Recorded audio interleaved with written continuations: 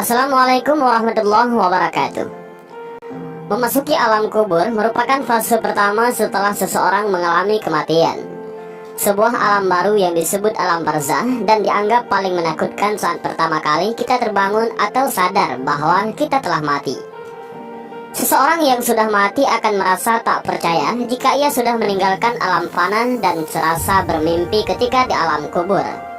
Digambarkan jika seseorang yang baru 1 hari meninggal seperti mengalami mimpi jika dia belum mati, tetapi sebenarnya sudah memasuki alam barzah. Disebutkan ketika seseorang yang mengalami kematian dan kemudian memasuki alam kubur, maka pertama yang akan datang adalah malaikat mungkar dan nangkir. Kedatangan malaikat mungkar dan nangkir di alam kubur ini pun digambarkan dengan cukup menyeramkan bagi mereka yang banyak melakukan maksiat semasa hidup, tetapi akan nampak menawan bagi mereka yang semasa hidupnya taat di jalan Allah.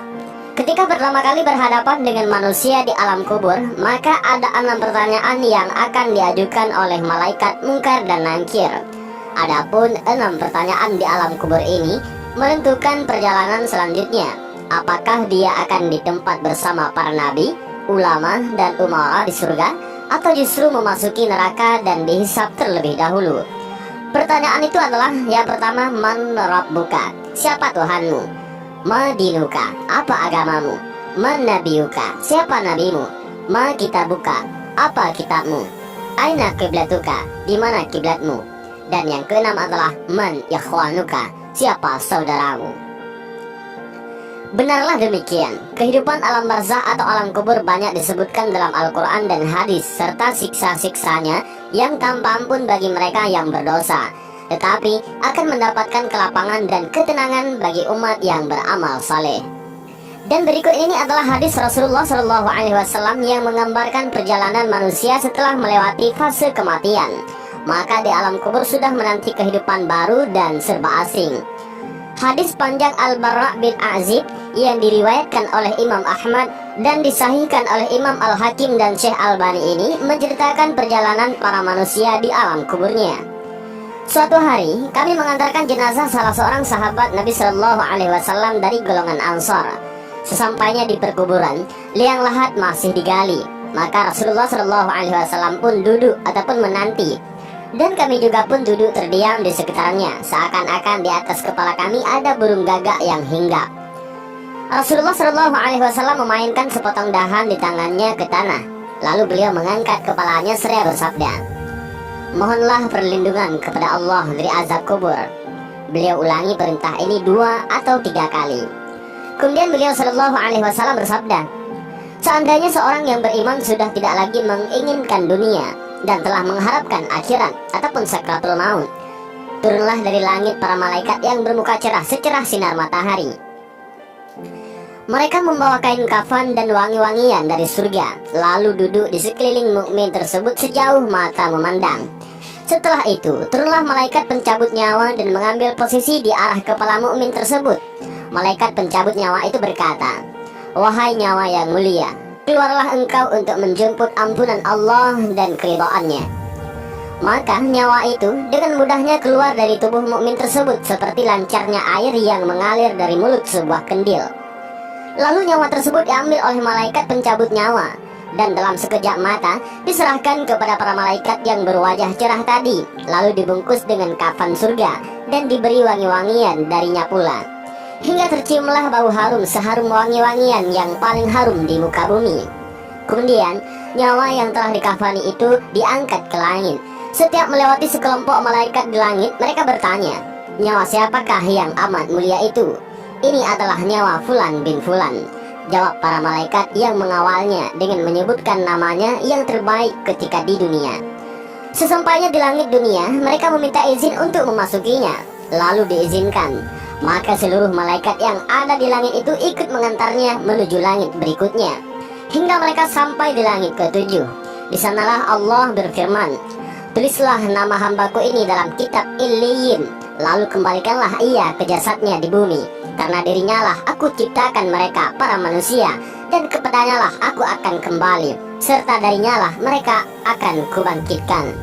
Lalu nyawa tersebut dikembalikan ke jasadnya di dunia. Lantas datanglah dua orang malaikat yang memerintahkannya untuk duduk.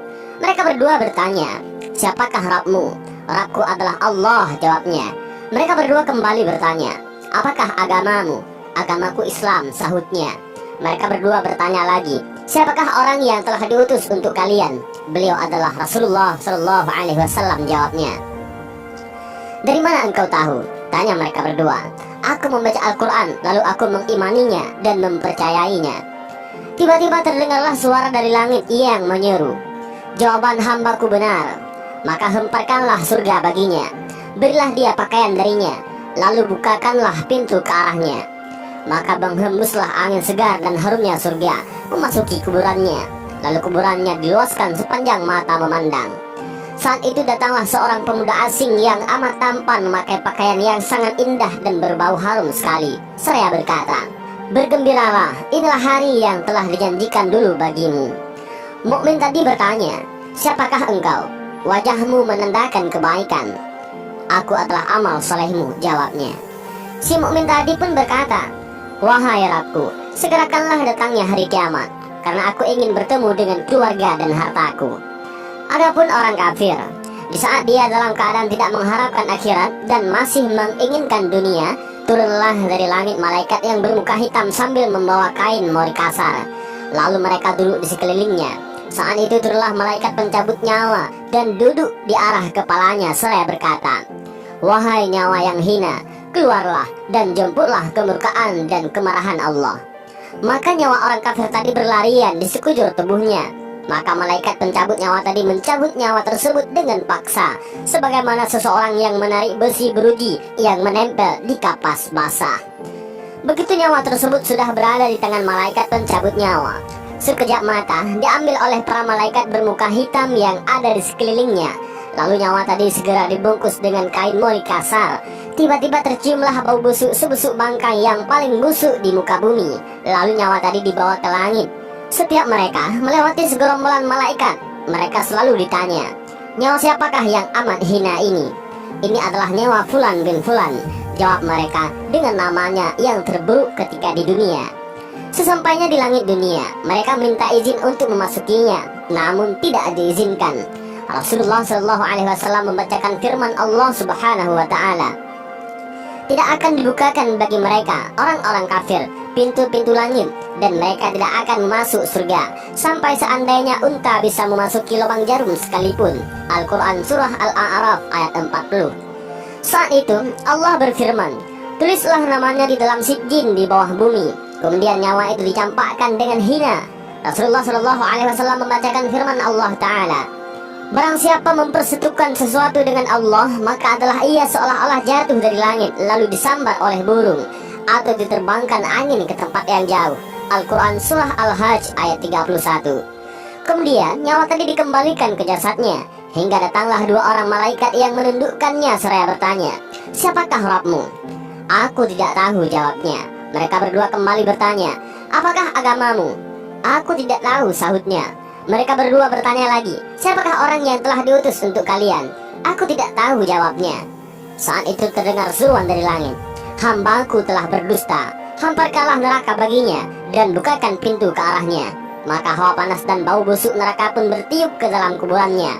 Lalu kuburannya dipres oleh Allah Subhanahu Wa Taala hingga tulang belulangnya pecah dan menancap satu sama lainnya. Tiba-tiba datanglah seorang yang bermuka amat buruk memakai pakaian kotor dan berbau sangat busuk seraya berkata, "Aku datang membawa kabar buruk untukmu. Hari ini adalah hari yang telah dijanjikan bagimu." Orang kafir itu seraya bertanya, "Siapakah engkau?" "Wajahmu menandakan kesialan." "Aku adalah dosa-dosamu," jawabnya. "Wahai Rabbku, janganlah engkau datangkan hari kiamat," suruh orang kafir tadi. Dan hadis panjang ini diriwayatkan oleh Ahmad dalam Al-Musnad dan disahihkan oleh Al-Hakim dalam Al-Mustadrak dan oleh Albani dalam kitab Ahkamul Janaiz. Dan itulah gambaran bagaimana kondisi seseorang yang sudah berada di alam kubur. Semua akan ditentukan lewat amal dan perbuatannya semasa hidup di dunia. Tentunya hal ini menjadi pelajaran bagi kita semua agar menjalankan perintah Allah dan menjauhi larangannya. Lantas bagaimana dan apa yang harus kita lakukan untuk menghadapi kematian? Maka perbanyaklah amal ibadah. Bahkan agar terbebas dari siksa alam kubur dan bisa menjawab 6 pertanyaan itu, selain menjalankan semua perintah Allah dan menjauhi segala larangan Allah, maka kita harus tetap memanjatkan doa. Dan ini adalah doa agar terlepas dari siksa alam kubur yang diajarkan oleh Rasulullah SAW, yaitu Allahumma inni a'udzubika min adzabil qabri wa min adzabin nar wa min fitnatil mahya wal mamati wa min fitnatil masiihid dajjal. Yang artinya adalah, ya Allah, aku berlindung kepadamu dari azab kubur, azab neraka, cobaan hidup dan mati, dan fitnah dajjal yang terhapus dari rahmat Allah. Dan inilah sedikit gambaran alam kubur dan 6 pertanyaan di alam kubur yang menentukan seseorang muslim bebas dari siksa menuju akhirat. Mudah-mudahan video singkat ini bermanfaat. Wallahu a'lam bishawab. Assalamualaikum warahmatullahi wabarakatuh.